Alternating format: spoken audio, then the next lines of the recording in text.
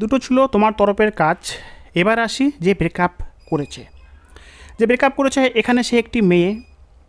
তো কথা হচ্ছে, সে মেয়েটি কেন আমাদের কথা ভাববে, কেনই বা আমাদের লাইফে ফিরে আসবে?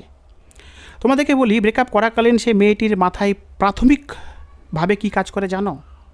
যে আমি এমন একটা সম্পর্ক ছেড়ে বেরিয়ে এসেছি যে সম্পর্কটার মাঝে আমার দম বন্ধ হয়ে যাচ্ছিল।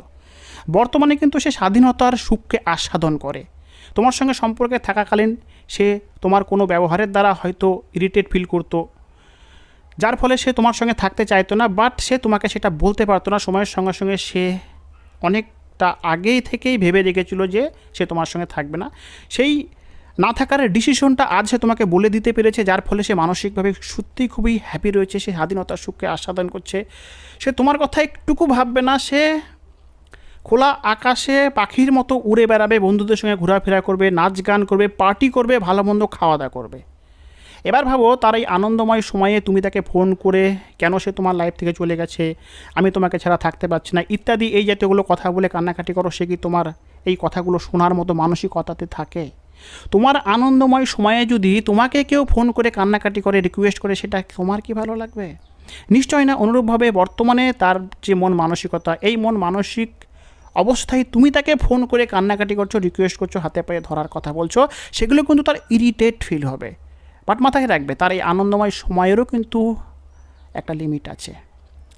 একটা সময়ের পর যখন তুমি তোমার তরফ থেকে নিজেকে চুপ করিয়ে নেওয়ার ফলে সে মানুষটার প্রতি কোনোরূপ রিয়াকশান দেবে না, সে মানুষটা ভাবতে বাধ্য হবে যে কী এমন হলো, কই সে তো ফোন টোন করছে না, কই সে তো আর আমাকে ফিরে যাওয়ার জন্য রিকোয়েস্টও করছে না। যার ফলে কিন্তু তার মনে তোমাকে নিয়ে কিন্তু একটা কিউরিসিটির জন্ম নেবে। এই কিউরিসিটি থেকেই কিন্তু সে তোমার ব্যাপারে জানতে আগ্রহী হবে। সে ভাববে যে এমনটা কেন হলো, কেননা এমনটা তো হওয়া উচিত ছিল না। সে এটা আশা করেই রেখেছে যে সে চলে যাওয়ার পরে তুমি তাকে ফেরানোর জন্য কান্নাকাটি করতেই থাকবে, যেভাবে করেছিলে সে চলে যাওয়ার প্রাথমিক পর্যায়ে। বাট আজ আমাদের ভিডিও দ্বারা নিজেদেরকে নিয়ন্ত্রণ করে ফেলার ফলে কিন্তু সে একটা সময় পরে যখন তোমার লাইফে ফিরে তাকাবে, যখন তুমি নিজেকে স্টপ করে ফেলবে, সে অবাক হয়ে যাবে যে এমনটা তো আমি আশা করিনি, কেন সে এমনটা করলো, তার বর্তমান লাইফে কী চলছে। এই কিউরিসিটি থেকেই কিন্তু সে তোমার সোশ্যাল মিডিয়াতে তোমাকে চেক করতে শুরু করবে। তোমার হোয়াটসঅ্যাপ, ফেসবুক ইত্যাদিতে সে দেখবে যে তুমি কোনো স্যাড স্ট্যাটাস আপলোড করছো কিনা, তুমি কান্নাকাটি করছো কিনা, এ সমস্ত বিষয়ে কিন্তু সে রীতিমতো খোঁজ নেওয়া শুরু করবে।